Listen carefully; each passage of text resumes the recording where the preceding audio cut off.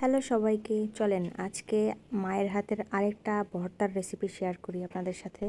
পাঁচমিশালি মাছের মধ্যে কয়েকটা পুঁটি মাছ ছিল, সেগুলোই আজকে ভর্তা করব। চুলায় কড়াইটা দিয়ে তেল দিয়ে প্রথমে এই পেঁয়াজ আর রসুনটা একটু ভাজা ভাজা করা হয়েছে। এরপরে পুঁটি মাছগুলো আমি লবণ আর হলুদ দিয়ে ভালো মতো মাখাই নিছি। আগে দেখতাম আমার মা এই একটু ছোট ছোট মাঝারি সাইজের মাছের মাথাগুলো ভর্তা করতো। ভালো মতো কড়া ভাজা করে মাছের মাথা ভর্তা করলে কিন্তু বেশ ভালোই লাগে, কাটা থাকে না। এরপরে 4টা শুকনো মরিচ আর মাছগুলো একদম ঝুরা ঝুরা করে ভালো মতো ভেজে নিছে। এরপরে বাটার পালা। আমার মনে হয় পাটায় ভর্তা করলে ভর্তা একটু বেশি মজা হয়। লাল লাল শুকনো মরিচের ঝালের নুন তেলের ভর্তার মজাই আলাদা। ভাতের সাথে এরকম ভর্তা যখন মাখানো হয় তখন দেখলেই কেমন জানি লোভ লাগে।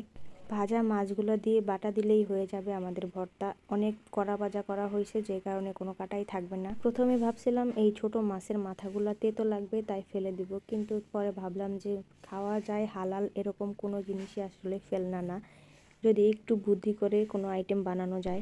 মায়ের বুদ্ধিতে মাছের মাথার সাথে আরও কয়েকটা পুঁটি মাছ নিয়ে তারপরে এই ভর্তাটা বানানো হয়েছে। মাছের এই ভর্তাগুলো কাঁচা পেঁয়াজের ভর্তাও ভালো লাগে, তবে আমার কাছে একটু ভাজা পেঁয়াজটা দিলে একটু বেশি ভালো লাগে। ভর্তা বানানো শেষে দেখলাম যে কোনো কাটাই নাই, অনেক মিহি করে বাটা হয়েছে আর অনেক মজাও হয়েছে। আর এই ছিল আমার আজকের ভর্তার ভিডিও।